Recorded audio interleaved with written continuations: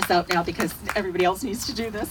And I'm kind of going to leave one of our, I'm going to say one of our strongest supporters for last, and I hope she can hang around. We also have Councilor McCarthy and Councilor Croall from the city of Quincy. And I know Councilor Croall has really been, he's done canvassing for us, believe it or not. He has canvassed in Quincy Point. Councilor McCarthy is new, was just elected last term, so we haven't gotten him out on the streets yet, but we will. So I don't know, would Councilor Croall like to come up and say a couple of words?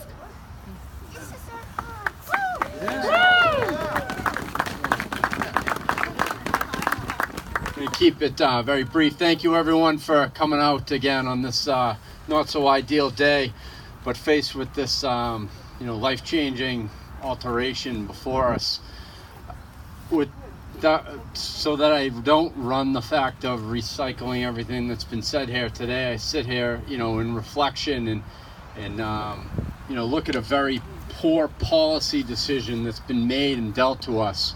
Knowing that regardless of what that decision is, the people here will continue to press on, and I am so grateful to be a small part of it. And thank you for your continued, efforts in this big fight, Council. Thank you. Thank you, Brad.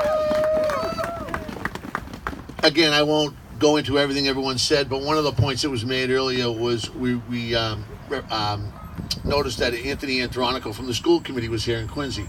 I spent 12 years on the school committee in Quincy.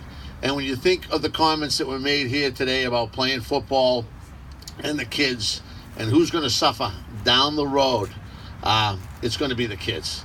And it's very important that the school committees of Weymouth and Braintree and Quincy stay engaged. In the 80s, I grew up. My wife and I bought a house up here on 34 Glen Rose Ave up in Braintree.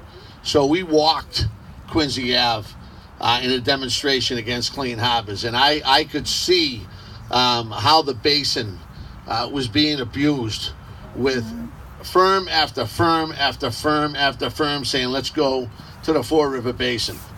And we don't need anything else in the Fore River Basin. We need a nice park, we need open space, and we don't need a compressor station.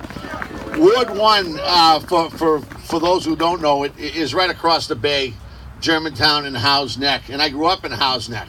And, the folks and the constituents there, I've made them very well aware, and they've made me very well aware of no compressor station in Weymouth.